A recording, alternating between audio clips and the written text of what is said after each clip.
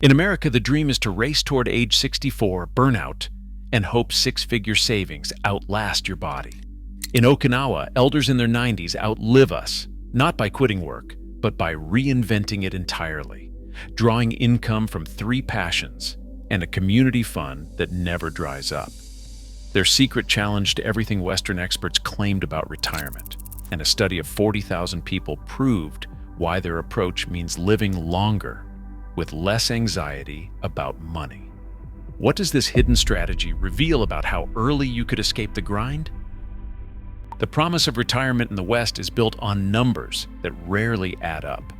The average American leaves the workforce at age 64, hoping their savings will last as long as they do. But the reality is far less secure.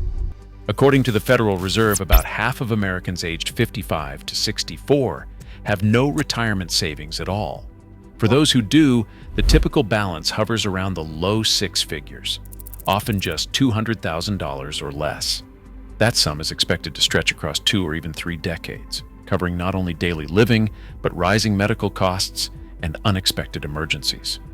Financial advisors urge workers to save 10 to 15% of every paycheck, chasing a target number that keeps shifting higher as life expectancy rises.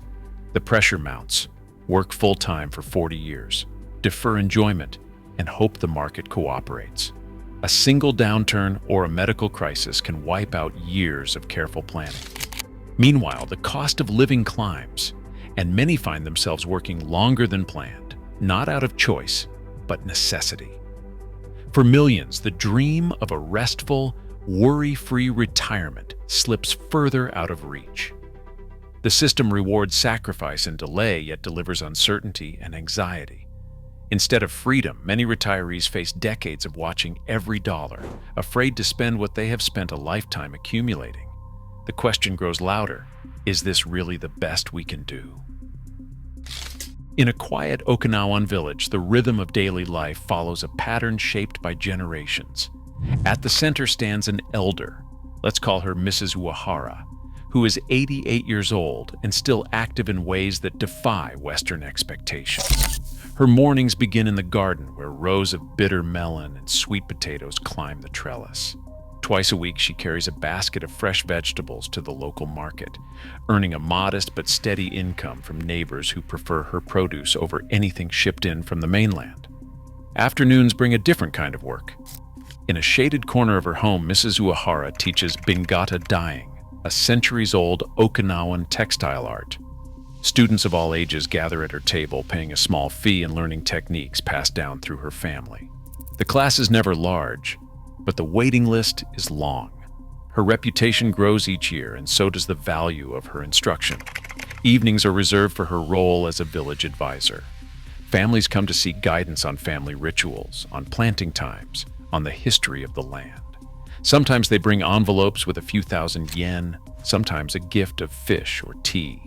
This informal consulting is recognized and respected, another thread in her web of income streams. Mrs. Uehara is also a member of her MOI, a group of 10 friends who meet monthly.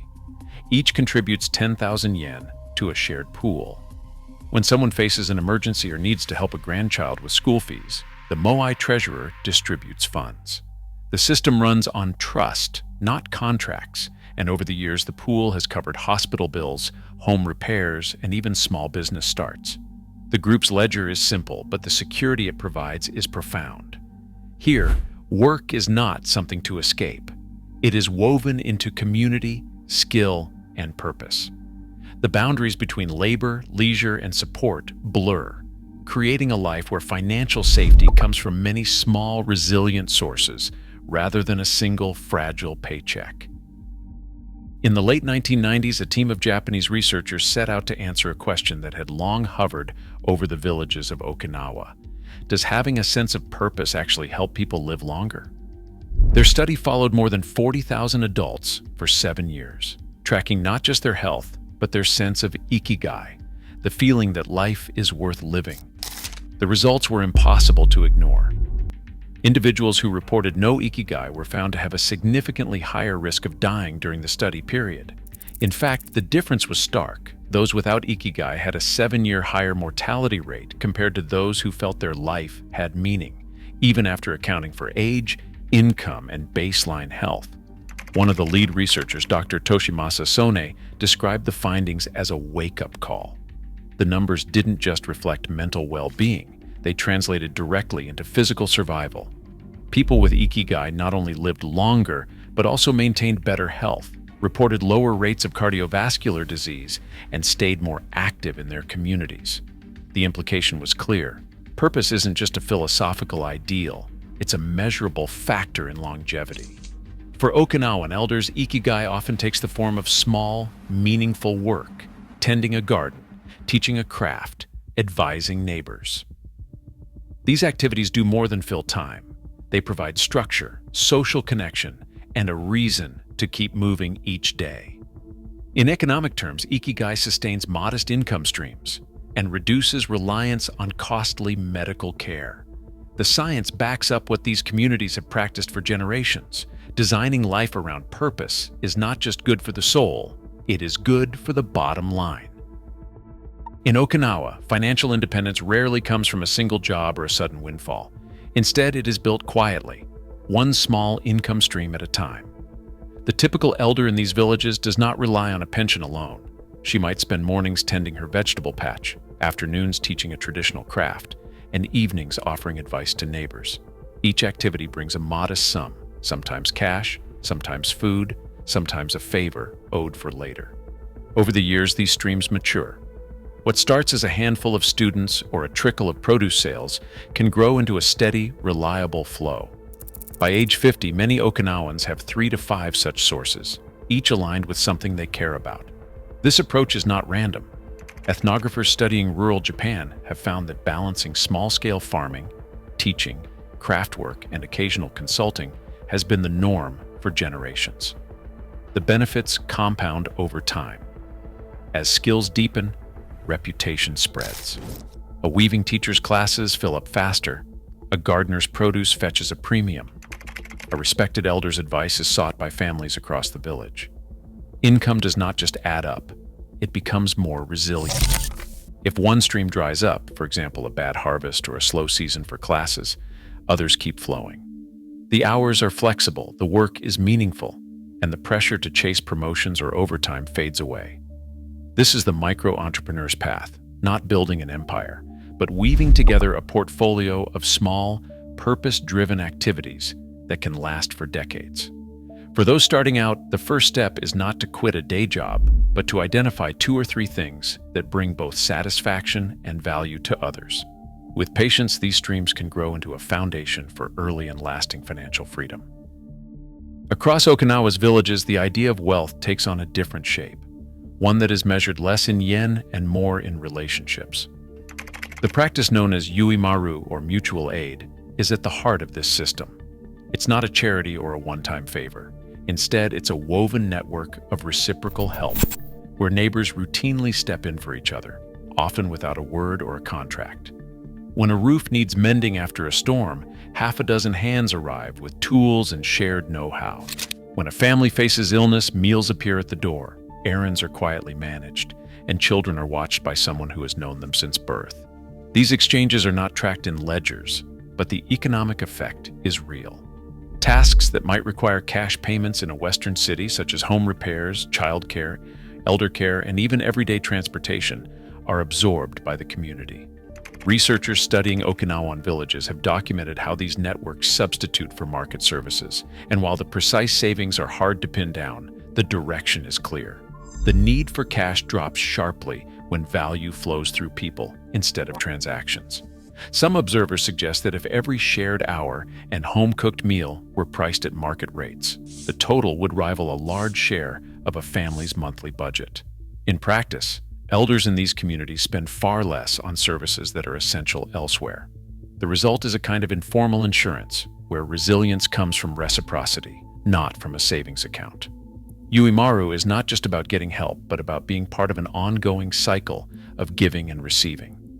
This sense of mutual responsibility covers everything from seasonal harvest to emergency repairs, from daily errands to major life events. For many, it means the difference between scraping by and living with security. In Okinawa, the true currency is trust. and its dividends are measured in both peace of mind and money left unspent. A small house, a few well-used tools, a single set of quality cookware. This is the norm for many Okinawan elders. Asset minimalism is not an act of deprivation here. It is a deliberate choice that reshapes financial reality. Instead of filling rooms with possessions that demand upkeep, storage, and insurance, Okinawans focus on what is essential. The result is a dramatic drop in the cost of living.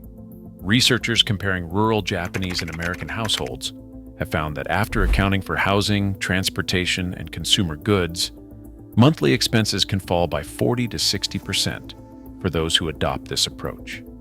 In the United States, the average retiree household spends thousands each year on home repairs, 2 or more vehicles, and an ever-rotating cast of electronics and appliances. In contrast, an Okinawan elder's largest expense might be a modest roof repair, often handled with help from neighbors or the annual festival contribution. The savings go deeper than stuff. Health is treated as the core investment, not an afterthought.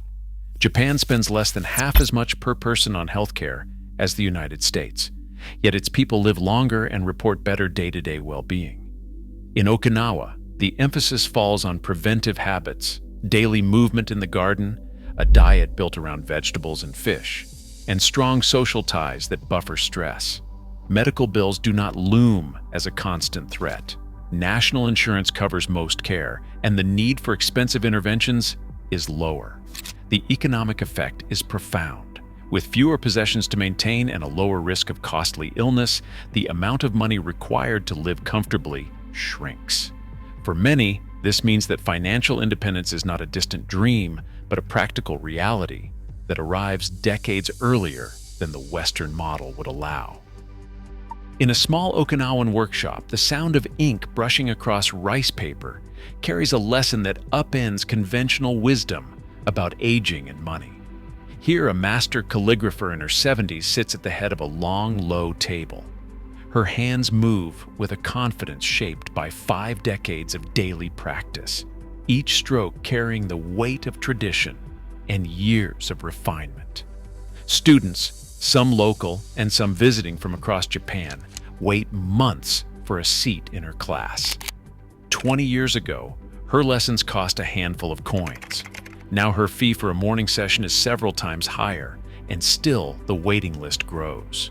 The reason is not scarcity or nostalgia, it is mastery. In Japan, and especially in Okinawa, expertise is one of the few assets that appreciates with age. Unlike corporate careers where earnings often peak in midlife, the value of a master's time rises as her reputation deepens. Galleries commission her work for exhibitions. Cultural centers invite her to teach, and former students return, willing to pay a premium for her guidance. The economics of craft make this possible. As her skills mature, each hour of teaching or each finished scroll commands a higher price, not because she works harder, but because what she offers cannot be replicated by someone younger. This is the mastery dividend, a late-life income escalator powered by accumulated skill and trust. For many Okinawan elders, it means working fewer hours, earning more per hour, and enjoying the freedom to choose only the work that matters most. 3 generations gather each evening under one roof in a typical Okinawan household. The arrangement is not just tradition, it is a practical strategy that quietly transforms the economics of daily life. When parents, children, and grandparents share a home, the cost of living drops for everyone. This family arrangement reduces duplication and creates shared responsibility. Instead of 3 separate rents or mortgages, there is one. Utilities, groceries, and even transportation are pooled. In Okinawa, a small family home might cost the equivalent of $300 a month. Split among adults, the individual burden is a fraction of what a single household would pay in Tokyo or Los Angeles. Shared meals mean bulk buying, less waste, and fewer trips to the store. Grandparents help with childcare and household maintenance, which reduces the need for paid services. In return, adult children support elders as they age, often covering medical co-pays or handling paperwork for national pension benefits. The pooled cost of living is dramatically lower than in isolated households. A family spokesperson, often the eldest daughter or son, coordinates expenses and contributions, making adjustments as circumstances change. Researchers who study Japanese family budgets have found that multi-generational living can cut per-person housing and service costs by half or more compared to Western nuclear families. The result is a resilient household where no single member carries the full financial load, and where resources stretch further, making early financial independence possible for everyone under the same roof. A practical blueprint for early independence emerges from the numbers. In a typical Okinawan household, the switch from full-time work to a blend of purpose-driven income and compressed expenses happens not at age 65, but often between ages 45 and 55. The math is simple but powerful.